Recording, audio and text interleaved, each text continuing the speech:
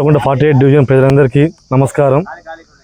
గత కొన్ని సంవత్సరాలుగా ఈ యొక్క ఎర్రగొండ చెరువు అనేది నేను పుట్టింగానే చూస్తున్నాను. ఇది చెరువుగానే ఉంది. ఈ యొక్క చెరువు చిక్కం కింద మనకి ఇంచుమించు 100 ఎకరాల దాకా నీళ్ళు ఈ యొక్క ఉన్న నీరు వాడుకుంటా పంటలు పండిస్తూ ఉన్నారు. ఎప్పటి నుంచో మేము చూస్తున్నాము. ఇది చెరువుగానే ఉంది. దీని ప్రకారము గత నీటి తీరువా కింద మన ఎన్టీఆర్ గారు ఉన్న హయాంలో దీనికి కిస్తీ కూడా కట్టడం జరిగింది.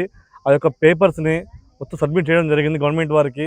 కానీ అప్పట్లో ఉన్న తహసీల్దార్ గారు, ఇరిగేషన్ డిపార్ట్మెంట్ వారు ఇది చెరువు మొత్తం నాది అనే సండ్ర వెంకటేశ్వర్లు అనే వ్యక్తి ఈ చెరువు అంతా నాది అని మొత్తం ఆక్రమించుకుంటా ఇక్కడ ఉన్న రైతులని భయభ్రాంతులు చేసుకుంటా చెరువు చిక్కమని నేను ఎప్పటితో నేను కొన్నానని, అప్పట్లో ఉన్న పట్వారి దగ్గర నేను కొన్నానని చెప్పుకుంటూ చేస్తూ ఉన్నారు.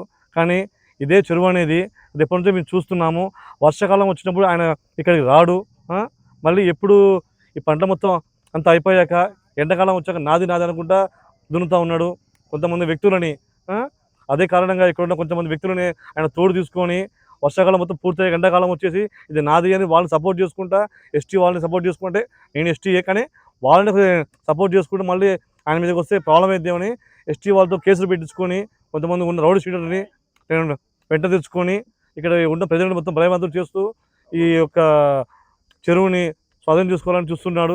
కావున ఈ యొక్క ప్రభుత్వం దృష్టికి మీకు తీసుకుపోయేది ఏంటంటే అండి, మీడియా మిత్రులు తీసుకోవడానికి కారణము ఉన్న 100 ఎకరాలని నీరు పారాలంటే ఈ ఎర్రగొండ చెరువు అనేది మనకి మెయిన్ అండి.